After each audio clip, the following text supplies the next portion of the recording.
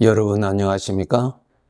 이 시간에는 이사야서 48장 말씀 중심으로 드리겠습니다.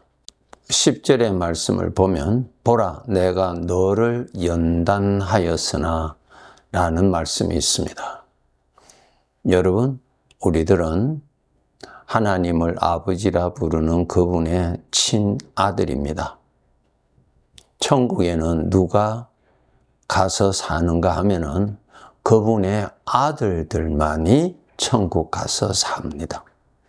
하나님을 아버지라고 부르는 자녀들만 아버지 집에 가서 사는 것입니다. 여러분 우리의 신분은 하나님의 아들의 신분으로 삽니다. 그래서 내가 잘 살아야 우리 아버지의 이름이 높임을 받고 영광을 받습니다.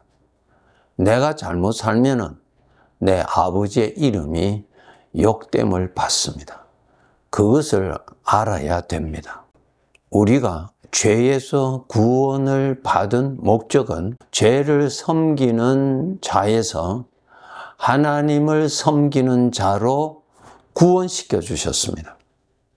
그것이 다릅니다. 이것을 모르면은 비록 구원은 받았지만은 여전히 자기 자신을 섬기고 자기가 좋아하는 대로 살아갈 수가 있습니다. 여러분이 하나님의 자녀라면은 하나님의 자녀로서의 진리를 가지고 살아야 돼요. 하나님의 자녀가 가져야 할 지식을 가지고 살아야 돼요. 지식은 배워야지요. 배우지 아니하면 그 지식은 가질 수가 없습니다. 하나님 아버지 앞에서 우리는 배워야 돼요.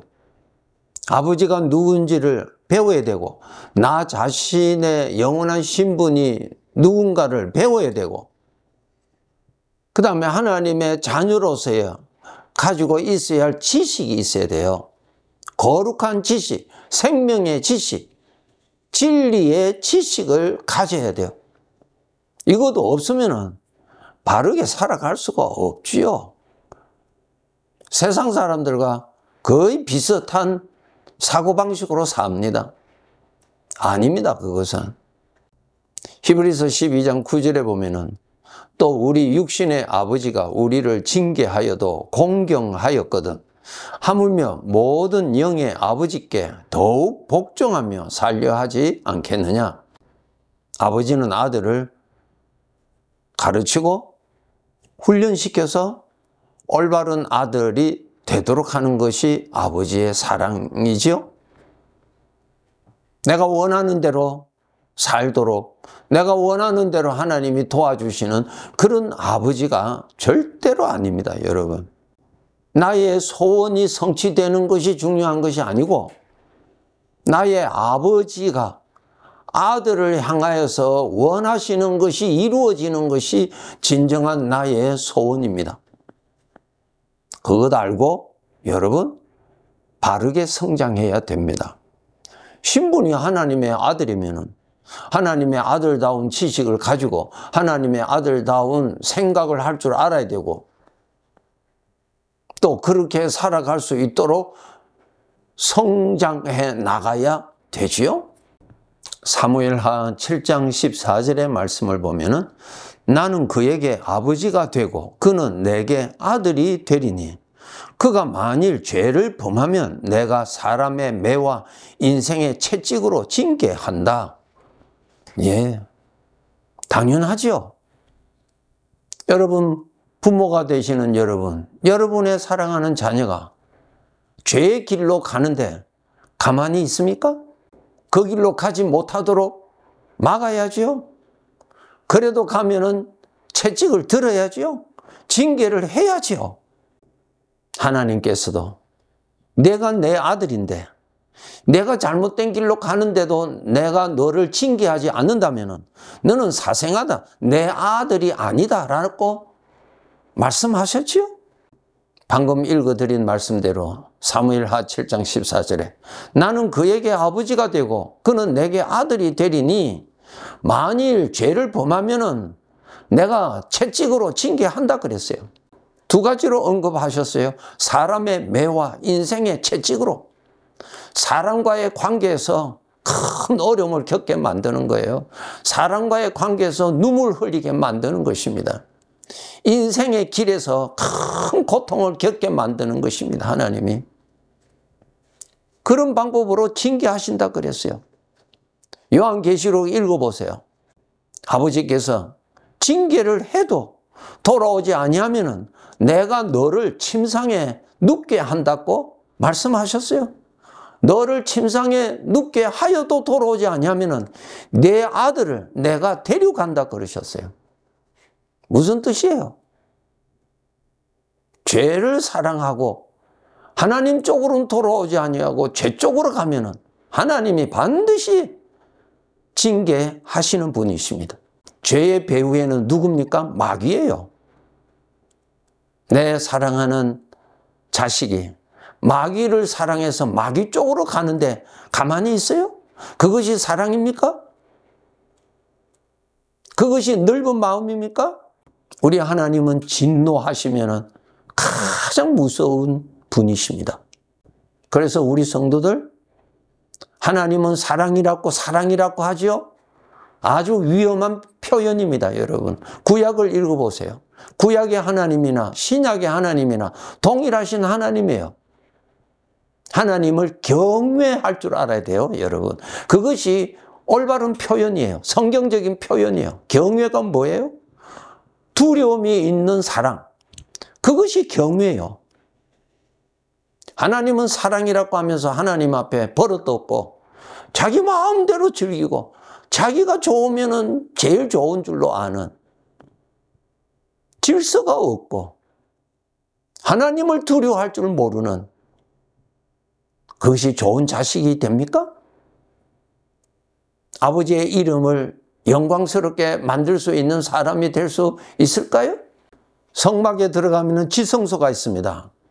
하나님을 만나 뵙는 지성소가 있어요. 얼마나 두려운 곳입니까? 오늘날 우리 성도들 성경대로 하나님을 알아야 돼요. 하나님을 가까이 해야 하나님이 두렵고 사랑하게 되고 그 두 가지가 합친 단어가 경외예요. 경외. 하나님을 경외할 줄 알아야 돼요. 하나님께서 징계하시는 방법 중에 하나가 조금 전에 말씀드린 대로 어떠한 고통, 아픔, 눈물, 큰 절망, 그런 어려움을 만나게 하시죠. 또 하나님의 징계가 있습니다. 하나님의 은혜가 나타나지 않아요. 전에는 하나님의 말씀을 듣고 하나님의 말씀을 읽으면은 성령의 감동이 쉽게 일어나서 내 마음 안에서 하나님을 경외하고 하나님을 사랑하는 향기가 살아있는데 지금은 그렇지 않다고 할 경우에 그것 하나님하고 멀어져서 그래요. 성령님을 근심시키면은 성령의 감동이 일어나지를 않아요. 그것이 바로 징계예요, 징계. 기도의 힘도 나지도 않고 말씀을 들어도 감동이 일어나지도 않고 어떤 깨달음도 일어나지도 않고 자원하는 하나님을 향한 마음이 솟아나지도 않고 그 징계예요. 왜 그것이 징계냐? 성령님이 안 도와주시는 거예요. 그 모든 것은 성령님이 도와주셔야 일어나는 것입니다. 그 성령님이 안 도와주시는 거예요. 그것이 징계예요, 징계. 입으로만 주여하고 마음은 하나님을 향하여 살아있지를 않아요. 징계지요. 징계요. 성령을 근심시키면은 성령님이 은혜를 베풀어 주시지를 않으세요. 그것이 징계예요. 하나님하고 멀어지는 자체가 징계예요. 그래서 우리 성도들은 하나님을 항상 가까이 하도록 노력해야 합니다. 야고보서 4장 8절에 보면 나를 가까이 하라. 그래 하면 너희를 가까이 하리라. 하나님은 내 영혼의 생수입니다. 생수가 되시는 하나님을 가까이 하지를 않고 생수를 마시지를 않으니까 마음은 굳어지지요. 하나님을 가까이 해야 내 마음이 살아납니다. 산다는 말은 하나님의 아들로서 아버지를 경외하고 싶고 아버지를 높이고 싶고 아버지의 관심이 더 일어나고 아버지가 좋아하는 것을 해드리고 싶고 그런 마음이 일어나는 거예요. 우리 조금 있으면 우리가 아버지의 나라 그곳으로 우리는 갑니다. 구원받은 자들은 갑니다. 그때 가서 우리가 이 땅에서 하나님의 아들로서 어떻게 잘 살았는가 심판이 있습니다. 그날 우리 염두에 두고 덜 부끄럽도록 깨어서 살아야 합니다. 우리가 완벽하게 믿음으로 산 사람은 있을 수 없지만은 그래도 덜 부끄러운 구원받아야 되겠죠? 하나님을 가까이 하세요. 하나님을 가까이 하는 방법은 하나님을 생각을 많이 하세요. 생각을 많이 하는 것이 가까이 하는 것입니다. 죄를 가까이 한다는 말은 죄에서 오는 생각을 많이 하는 것이 그 죄를 가까이 하는 것입니다. 죄를 가까이 하면 죄에게 물려서 죄로 인하여서 내가 상처를 받고 죄로 인하여서 이용당합니다. 그런데 하나님을 가까이 하면 아버지의 사랑으로 회복받고 내 심령이 살아나고 하나님을 기뻐하고 하나님이 좋아하시는 것을 나도 좋아하게 되는 것입니다. 적당한 거리에서 신앙생활 하려고 하지 마세요. 그것은 성령이 주시는 생각이 아니고 마귀가 준 생각입니다. 왜 마귀는 하나님하고 가까이 가지 못하게 하는가? 이유는 단 하나. 하나님하고 멀리 있어야 마귀가 마음대로 사용하니까. 마귀가 피리를 부는 대로 춤을 추니까. 그리고 마귀가 얼마든지 이용할 수 있으니까. 그래서 하나님을 가까이 하지 못하게 하는 거예요. 우리 신부는 하나님의 아들인데 마귀한테 일평생 이용당하다가 가까스로 구원받았다 합시다.